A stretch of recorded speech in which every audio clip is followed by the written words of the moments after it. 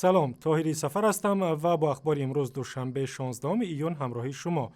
در دوشنبه روز 16 ایون محاکمه پرونده پرسر و صدای شهبال میرزویف مرزبان جوان تاجیک ادامه کرد که او در نتیجه بدرفتاری هم خدمتش معیوب شد. دادستان نظامی در این محاکمه از دادگاه خواست افسر نیروهای مرزبانی عثمان علی غیرتوف را که به بدرفتاری با شهبال متهم می شود به 10 سال زندان محکوم کند. گنجینه گنج همکار ما در دوشنبه این محاکمه را پیگیری کرد و چنین گزارش می دهد.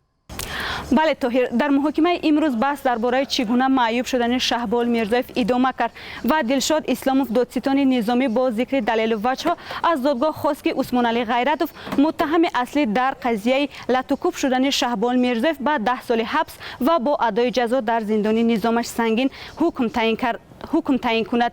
دادستان همچنین گفت عثمان علی غیرتوف باید 12,000 سومانی جریمه پردازد، اما ابوبکر قلمتوف وکیل مدافع عثمان علی غیرتوف فیلشر قسم نظامی 2620 از دادگاه خواست که نسبت زیر حمایه‌اش جزای سبکتر تعیین کند. گردن شهبال میرزویف ساکن 22 ساله ناحیه 8 ماه مرد بعدی بدرفتاری عثمان علی غیرتوف سخت آسیب دید و پایهایش از حرکت ماند. عین حال شهبال در شفاخانه در خوجند طبابت میگیرد. بعد این حادثه مطبوعات و حامیان حقوق از حکومت تاجیکستان خواستند برای از بین بردن بدرفتاری و زورگویی نسبت سربازان نوخدمت در صف نیروهای مسلح سعی بیشتر کند. حامیان حقوق در تاجیکستان در یک نشستی از کار 5 ساله امبودسمن و یا وکالتدار حقوق انسان در تاجیکستان نتیجه گیری کردند.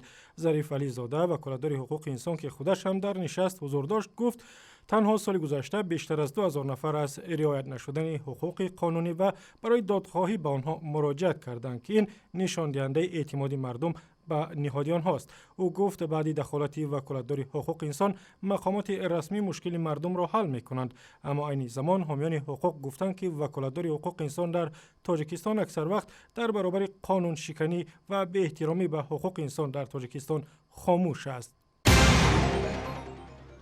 مقامات شهر دوشنبه به برطرف کردن انشاءات غیر قانونی ساخته شده در قلمرو شهر ادامه می‌دهند. از جمله روزهای اخیر تعدادی از گراژ و تنورهایی را که در بین خانه‌های استقامتی بنیاد شدند ساکنان خود این محله‌ها با دستور شهرداری ویران کردند.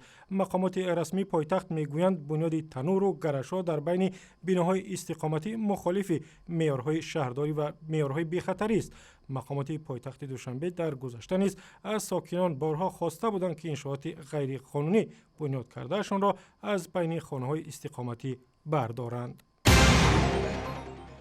روزهای 14 و 15 ایون در تئاتر دراموی روسی قرقیزستان نخست نمایش اسپکتاکل خاطره‌های دیوانه برزو عبدالرزاقوف هنرمند شناخته تاجیک برگزار شد. داستان این نمایشنامه از روی اثر نیکولای گوگل ادیب معروف روس است که این ادیب خواننده زیادی دارد. برزو عبدالرزاقوف سالهای اخیر در شهر بیشکک کار و زندگی می‌کند.